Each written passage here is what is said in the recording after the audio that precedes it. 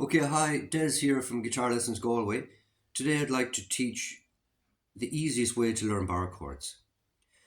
Now, for me, the easiest way for a beginner to learn would be come as far down the fret as you like, because the frets are getting closer together. You can see that. They're quite wide up here, so you've larger stretches up here, you can imagine. So I'd always start with a minor also as well. So there's an E minor, whatever way you want to, whatever fingering you use.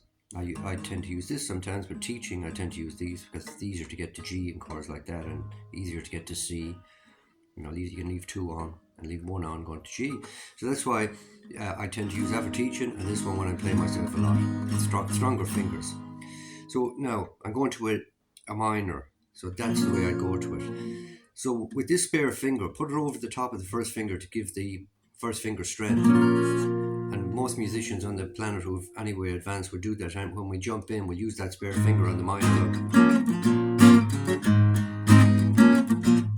Yes. So while you're learning, first of all, start with the minor.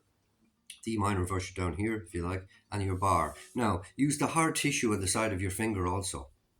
Don't use the soft tissue because the strings are going to sink into that. If you put that straight up, that's not going to work. So angle it for where the knuckle is here, and then all along that is hard tissue, and that's how you hold in the strings firmly.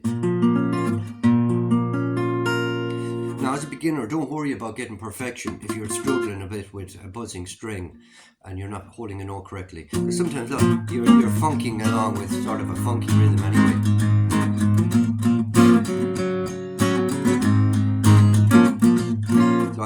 A lot of the time I want a muted sound. I don't want a perfect sound anyway. So don't worry too much about that. Now the best transition for a beginner for me would be, say, you can go E minor to F sharp minor. You can even do that, or E major to F sharp minor. Now I'm calling the chords this, there's no capo on. So that'll be E major with no capo, F sharp minor. Now every finger must fall at the same time. So, and I stay very close to the board with my movements.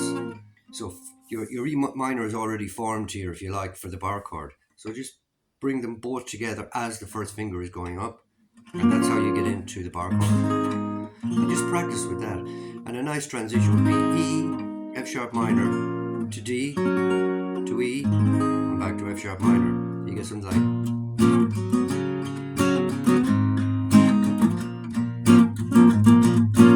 yeah. So again, very simply, make sure this is. I always keep these two together when I'm playing most of my guitar life.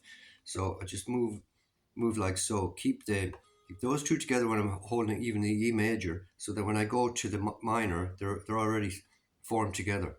And straight up, and angle that first finger as you go. So angle it slightly and bring in the one. So as a beginner, just start there with the F sharp minor. Go, yeah, nice and easy till you get the hang of it. And then D maybe. It's a nice transition for songwriting also. E, and then straight up with that first finger as the minor is coming in.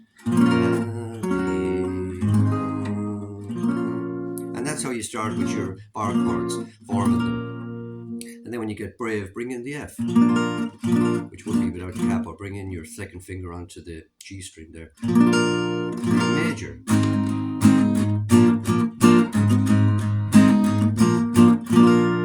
And that's how you learn your bar chords. Do them very slowly, muscle memory, plenty of muscle memory back and forth, and test yourself to see have you played it correctly. Very slow.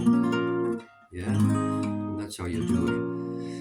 So good luck with that, and I hope all goes well with your learning of your bar chords. Enjoy. Bye for now, and if you have time to subscribe and like my video, that'd be great. Thank you very much.